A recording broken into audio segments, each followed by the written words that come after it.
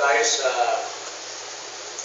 pag-aaral natin tungkol sa kahalagahan ng panalangin. Actually, ang ating paksa ngayong gabi ay may kaugnay sa katotohanan ng utos ng Diyos na tayo'y manalangin. Utos ng Diyos na tayo manalangin. Buksan natin ang ating Biblia, Matthew chapter 7, verses 7 hanggang 11.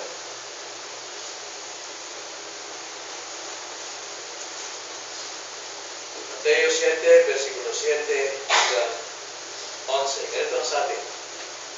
Humingi kayo at kayo'y bibigyan. Humanap kayo at kayo'y makakatagpo. Tumuktok kayo at kayo'y pagbubuksan. Sapagkat ang bawat humihingi ay tumatanggap at ang mahanap ay nakakatagpo at ang tumutuktok ay pinagbubuksan. May ibang tao sa inyo na kung humingi ng tinapay sa kanya ang kanyang anak, ay bato ang ibibigay? O kung humingi siya ng isda, ay bibigyan niya ito ng ahas? Kung kayo nga ng masasama, ay marunong magbigay ng mabubuting kaloob sa inyong mga anak, gaano pa kaya ang inyong Ama na nasa langit ang magbigay ng mabubuting bagay sa mga humihingi sa Kanya? Tayo manalangin. Panginoon, tunay nga na ang inyong mga salita ay nagpapakita sa amin ang inyong pong kalooban pagdating po sa panalangin. At ito ay inyong pinag-uutos sapagkat ang panalangin po ay napakalaga. At ang panalangin ay isang kasangkapan upang matanggap namin ang mga pagpapalang inihanda nyo na bago palikain ang mundo ito. Kaya nagpapasalamat kami sa gabi nito, tulungan nyo kami na maunawaan namin ang kalagahan ng utos na ito na kami ay manalangin. Aking dalangin sa pangalan ng Panginoon Jesus. Amen. Yung sinabi rito, tatlong verb. Humingi, humanap, at kumatok. Ang tono ng pagdiwa rito ay nasa perfect active or active imperative. Ibig sabihin, keep on asking, keep on seeking, keep on knocking. Now, ang nagsasalita ito ay ang ating Panginoong Jesucristo. Siya Diyos. At batay sa panalangin, tignan natin kung sino itong nagsasalita. Isa siyang soberanong Diyos.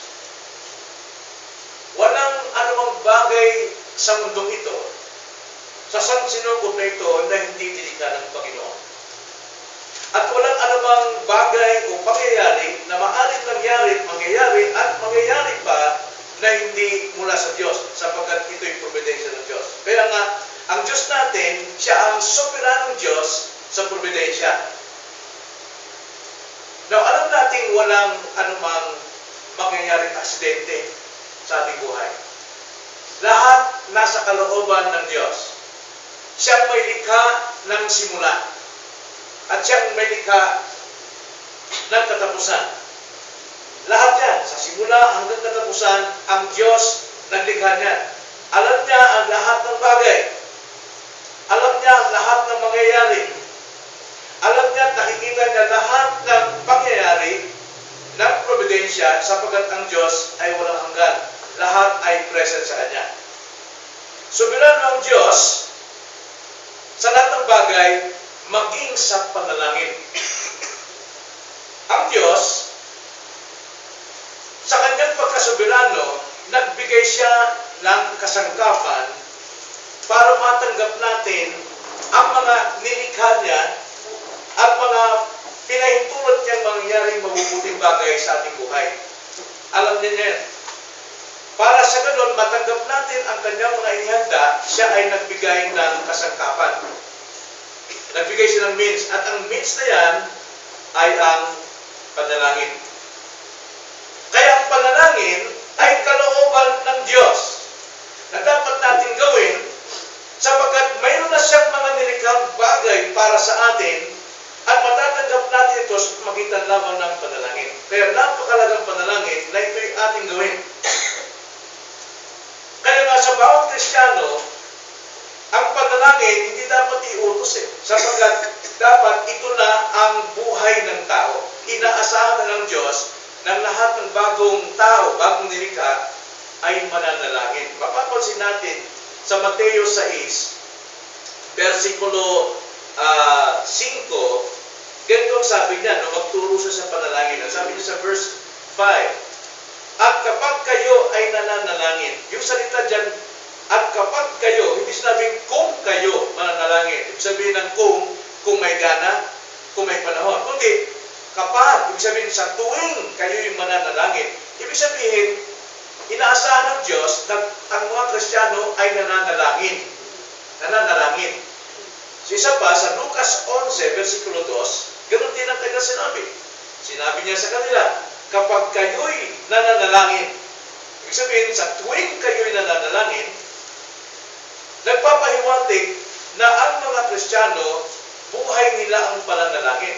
Pero pagdating dito sa Lucas 11, Mateo 7, versikulo 7, iniutos niya. Kayong inaasahan ng Diyos na lahat ng Kristiyano dapat nananalangin. Pero nag-uutos siya. Ano kaya dahilan? Dahil tayo'y makakalimutin. At tayo din ay mapagduda. At tayo ay mahina sa ating paniniwala na ang Diyos mayroon na siyang inihandang mga bagay, mga kayamanan kay Kristo na handa sa atin at matatanggap lamang natin sa pamagitan ng panalangin. Pero tayo, tinatatamad natin ang manalangin. Kaya iniuutos ng Panginoon sa kanyang mga alagad na manalangin.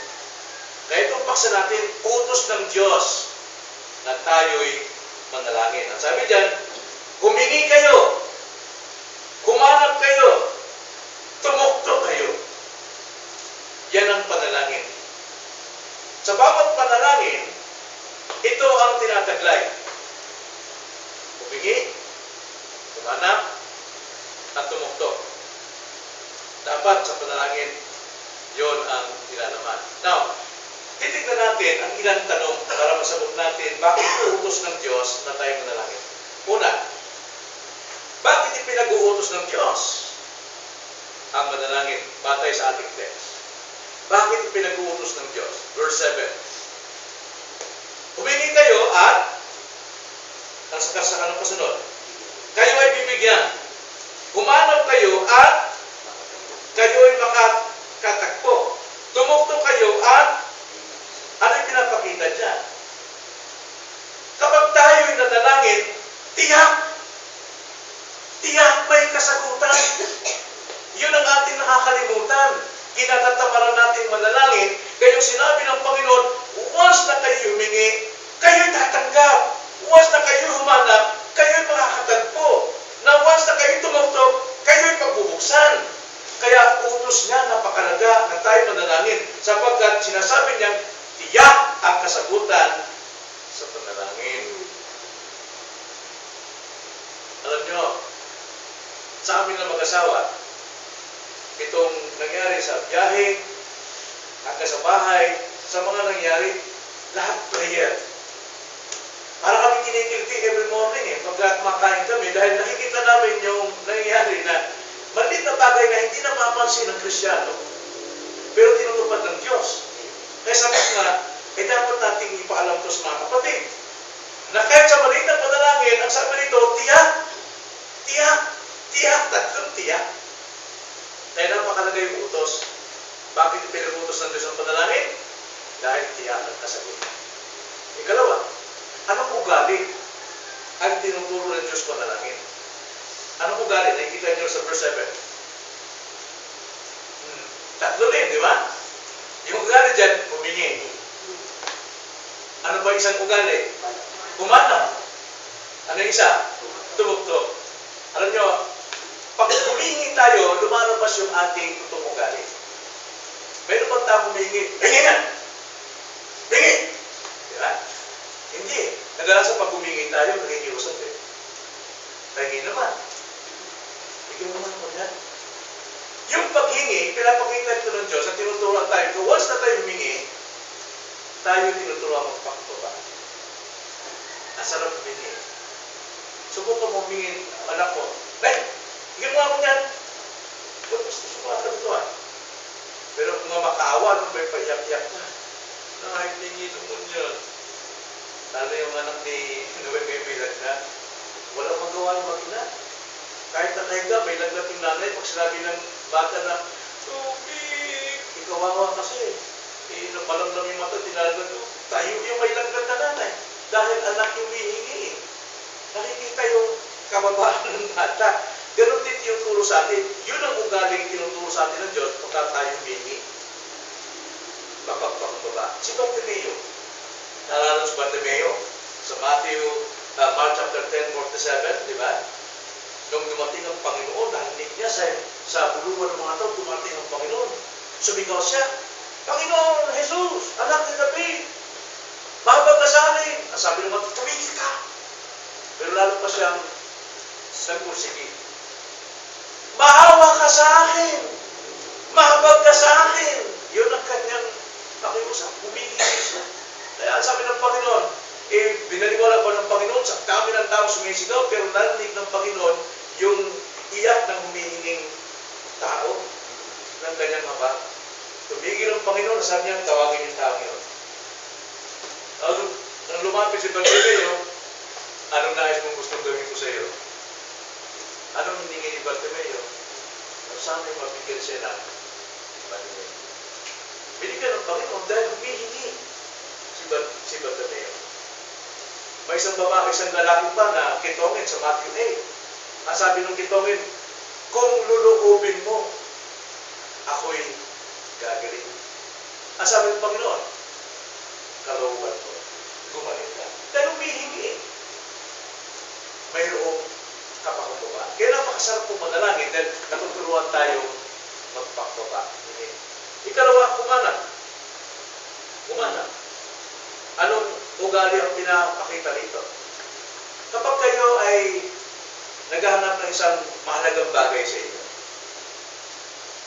ano ang nagiging ugali ninyo? Titigilan niyo ba? Hindi. Kung mahal na mahal yun, mahalagang mahalaga, ano yung bawag na lang, gintong hikaw. Palagi ko, siguro, halukuhin nyo na lahat eh. Ano nakikita sa tao yun? Hinahanap niya isang pinakamalagang bagay, kaya nakikita sa kanya ang kasipagan. Ang panalangin ay nagtuturo sa atin ng kasipagan. Yung babaeng Galilea, kailangan niyang malagintong kagalingan sa kanyang anak na naghihingalo na pinahirapan ng demonyo. Ano sabi ng Galileang babae? Guro, mahabag ka sa akin. Ang aking anak ay lalihan ng demonyo. Pero hinalukay niya, na-review pa siya ng mga alagad. Tapos hindi pa sinagot ng Panginoon. At kung sagutin siya, sinabi niya, hindi na dapat ibigay sa aso ang para sa anak. Pero naghalukay pa rin siya. Hanggang sa tinitig ng Panginoon, ang sabi ng Panginoon, napakalaking panampalataya ang babae. Masipag. Kailangan natin ng kasipagan talaga. Kaya tayo inuutusan ng Panginoon manalangin sapagkat lumalabas yung ang ating ugali.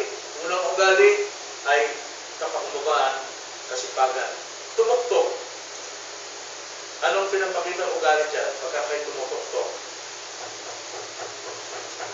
Ha? O nga, anong ugali nakikita natin dyan? Pagka mainit ang ulo mo, baka basagin mo yung pinto. Usama mo! Pero mayroong isang lalaki sa banal na kasulatan na may dumating na bisita sa kanyang bahay gabi-gabi. Wala siyang may pakain. Wala siyang tinapay. Anong ginawa niya? Di ba kumatok siya sa kanyang kaibigan kapitbahay? Nakiusap talaga. No? Talagang hindi siya tumigil. Sa kakatuktok. Sabi nung nasa bahay, tulog na kami. Pero sumasagot. Tulog na kami. Hindi na kami pwede pumakon dyan. Taktok pa rin. Mahapag ka. Mahawa ka naman. Wala akong maibigay sa bisita ko. Pero sabi ng Panginoon doon, dahil naiinis yung nasa loob, bumangon at ibinigay ang kanyang kailangan. Ano pinapakita ron? Pagtitiis. Nagtitiis talaga siya. Di ba bago na gusto yung humingi ng katarungan sa Luke 18? Isang judge, di ba? Masamang hukom. hindi kumikilala sa sa tao at sa Diyos.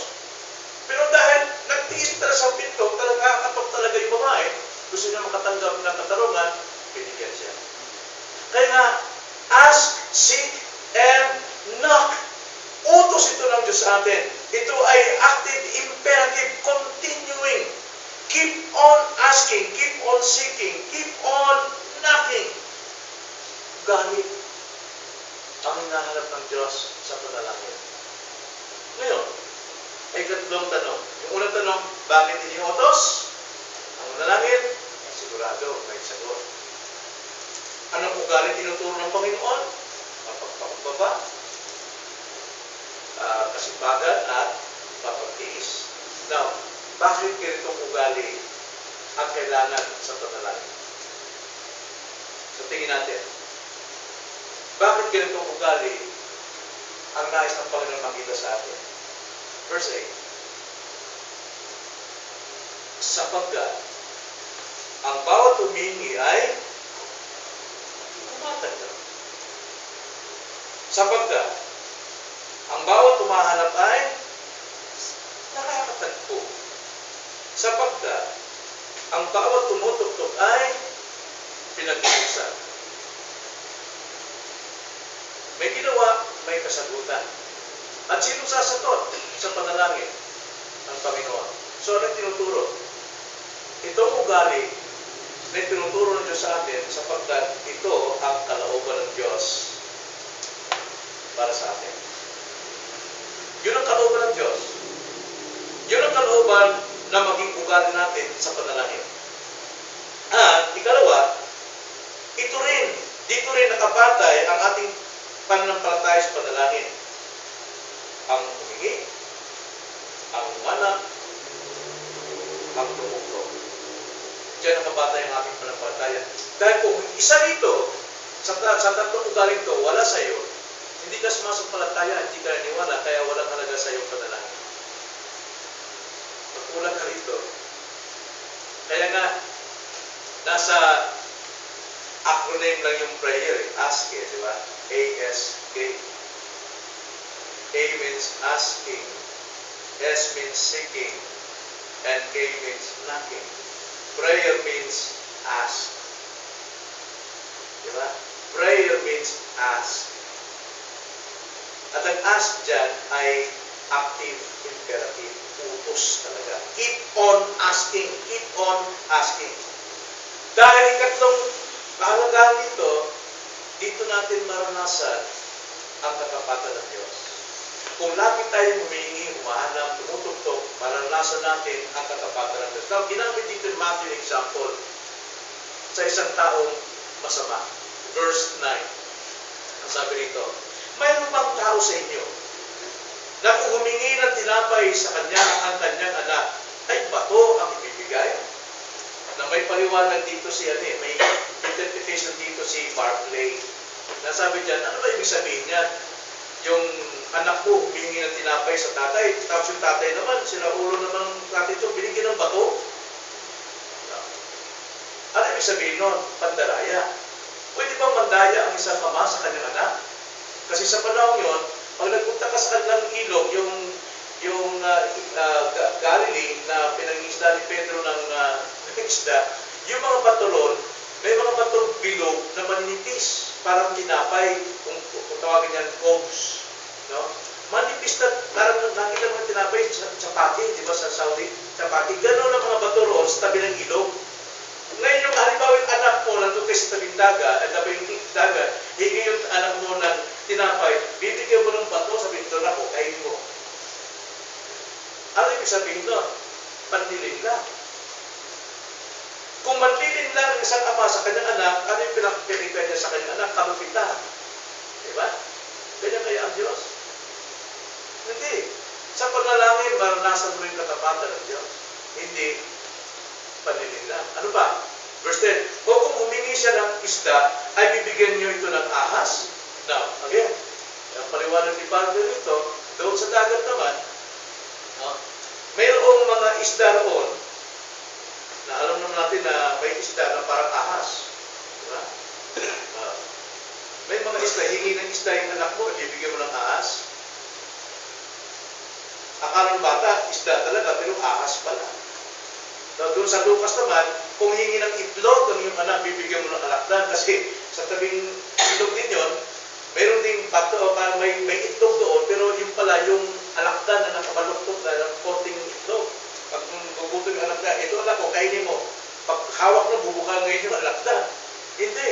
Kaya sabi sa 11, kung kayo nga na masasama ay marunong magbigay ng mabubuting kaloob sa inyong mga anak, gaano pa kaya ang inyong Ama na nasa langit ang magbigay ng mabubuting bagay sa mga humingi sa Kanya?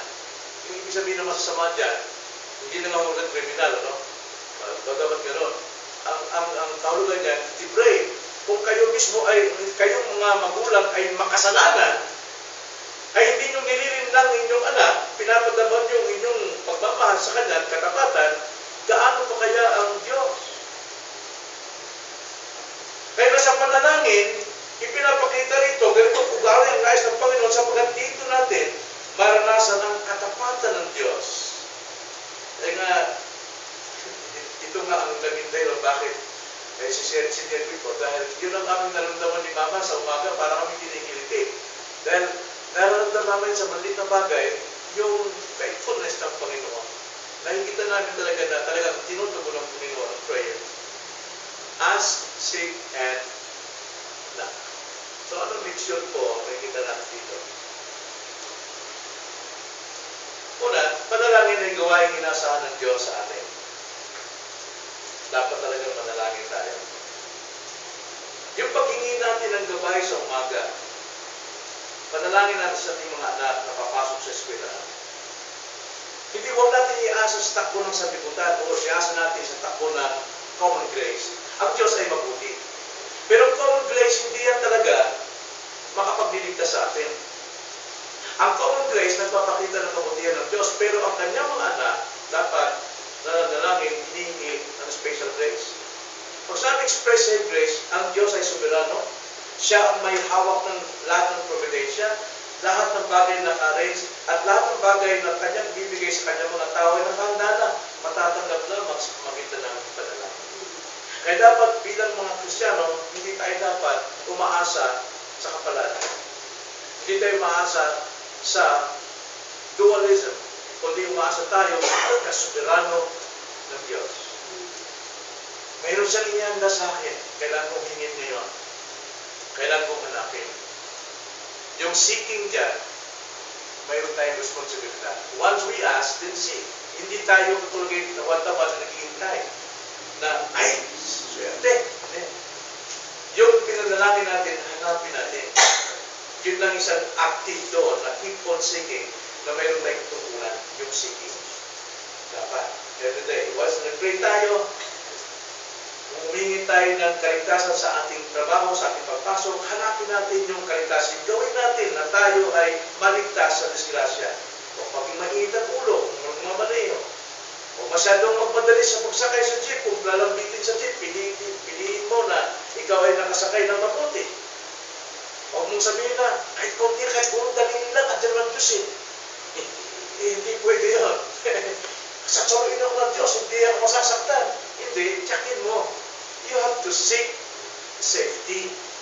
Tungkulin natin yun. God is sovereign, but man is responsible. Kaya na, kaya pinag-uutos sa atin ng Diyos na manalangin, bagamat ito'y nasaan sa atin, sapagkat nais ng Diyos na puwersahin tayo. Puwersahin tayo na gamitin natin yung means. Gamitin natin yung means. Alam mo, maraming mga, katulad ng katwira ni Romero, may mga bagong gobyernos, no? Mga bagong kutsara. Pero may nababuti talaga yung bagong kasal, nagkakamay na, no? Nagkikintaban yung kutsara ng mga ginto pa, hindi ginagamit. Di ba? Kaya nagkakasok-pasok na, nagkasugat-sugat ka, katinig-tinig na, gamitin natin yung kutsara, binigay yan eh, para makakain ka ng maayos. Sa atin din, kung saan tayo maasa, gamitin natin ang panalangin. Binigay ng Diyos yan. Dahil anong pangako? Mayroong kasagutan. Mayroong kasagutan. Totoo naman, ang Diyos ay mabuti sa lahat ng tao na Kasi mapagpala ay hindi humingi sa Kanya. Common grace yun. Kahit yung pinaka-musakal na kriminal, nakakatanggap ng kabutihan ng Diyos siya. Nakakapaligo yan ng libre. Nakakahinga yan ng hangin ng libre. No? Nasisinagan siya ng araw ng libre. Pero hindi nyo ba nakikita na mismo ang common grace ng Panginoon, dahil siya nakakaramdam ng kasarapan, lalo siyang lumalayo sa Diyos. Ba't ko pa kailangan ng Diyos? Tingnan mo naman, nakakahinga ako. Ako'y nanguulanan. Ako'y nakakatanggap ng ganito. Kumisan yung common grace, nagpapatigas ng puso ng tao. Ayaw ng Diyos na tayo umasa sa ganong common grace dahil kilala natin ang Diyos na siyang medita, siyang soberano. Kaya gamitin natin ang means, special grace. Kailangan natin manalangin dahil ito na ang pinaka-privilege natin na makausap natin ang ating Amang nasa langit. Sila, nananagalan na, yumayaman sila because of God's common grace, pero hindi na kinakausap ang Diyos. Ang utos dito ay para sa Kristiyano, hindi ito inuutos mga unbelievers. Kaya nga, it's a privilege talaga sa atin na kahit tayo mahihirap, hindi naman tayo pinabayaan, nakakausap natin ang ating Heavenly Father. It's a privilege. It's a privilege talaga ang magpadalangin. Tanda natin, dito sa ating text, Kristiyano inuutosan dito. Pray, ask, seek, and knock. Mapalad tayo na tayo inaalala ng Diyos. Mapalad tayo na ang ating mga tinatanggap na mga pagpapala ay hindi lamang tulad ng mga unbelievers, kundi higit na pagpapala sapagkat kilala natin ang pinagmumulan ng pagpapala. Ang Diyos ang nagluwalhati sa ating mga panalangin. So let us pray. Utos ito. At kung hindi natin ginagawa ang utos ng Diyos, eh tayo ay nagkakasala din. Sapagkat kasalanan ay bunga ng di pagsunod sa utos ng Diyos. Okay? Tayo manalangin. Panginoon, napakasarap po palang manalangin. Sapagkat nakapitya kami ng sagot. Yun ang inyong pangako. Nasabi mo, Panginoon, kung kami po hihingi, kayo ay magbibigay. Kung kami hahanap, kami makakatagpo. Kung kami kakatok, kami pagbubusan. Napakabuti niyo, Panginoon, sapagkat sa aming paghingi, kayo ang sumasagot. Sa aming paghahanap, Lord, kayo ang naghahanda para makita namin ang aming pumhingi. At sa aming pagkatok, kayo pa rin ang magbubukas. At tiyak, Panginoon. Yan. Lord, tulungan niyo kami na maging bahagi na ng buhay namin ang panalangin. Tulad po ng bahagi ng buhay namin na kailangan namin kumain ng almusal, kailangan namin kumain ng tanghalian, kailangan namin kumain ng hapunan, kailangan namin magbihis, kailangan namin maligo, kailangan namin magsipilyo.